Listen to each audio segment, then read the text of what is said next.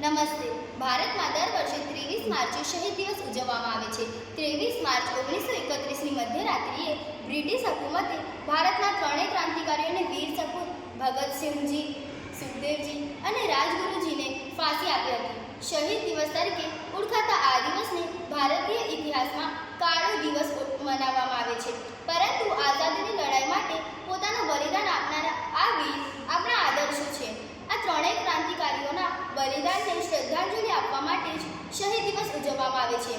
આમ બ્રિટિશ અદાલતના આદેશ અનુસાર ભગતસિંહજી, રાજગુરુજી અને સુખદેવજીને 24 માર્ચ 1931ના રોજ સવારે 8 વાગ્યે ફાંસી આપવામાં આવનારી હતી.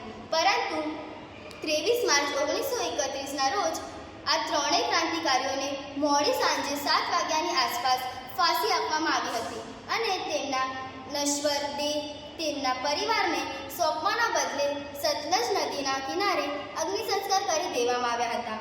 23 માર્ચ 1931ના રોજ સાંજે લગભગ 7:33 કલાકે ભગતસિંહજી, સુખદેવજી અને રાજગુરુજીને ફાંસી આપવામાં આવી હતી.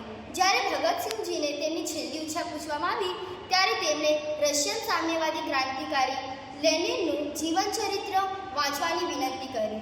જેલ અધિકારીઓએ તેમને ફાંસી સમય જણાવ્યો ત્યારે તેમણે જે રીતે પ્રતિક્રિયા આપી તે તેમની અદમ્ય ક્રાંતિકારી માનસિકતા અને આત્મવિશ્વાસને દર્શાવે છે. તેમણે કહ્યું, થોભો.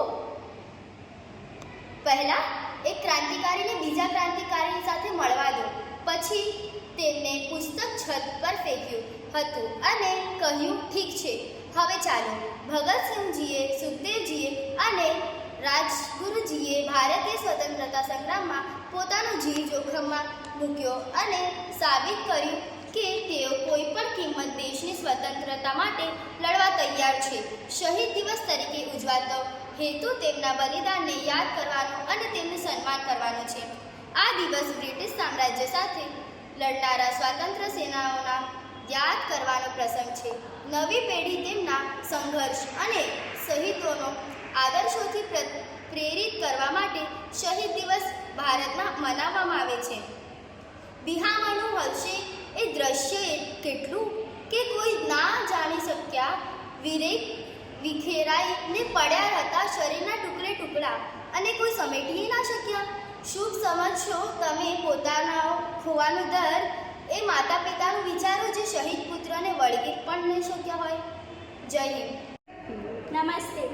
હતા અમે તો આઝાદીના એવા જ દીવાના, દેશ દાજ કાજે લીધા છે પ્રણ મરી ફીટવાના, આઝાદીની દુલ્હનને લોક હૈયે ઝુલાવવાના, અંગ્રેજી સલ્તનત કેરા જુલ્મો નહીં સહેવાના.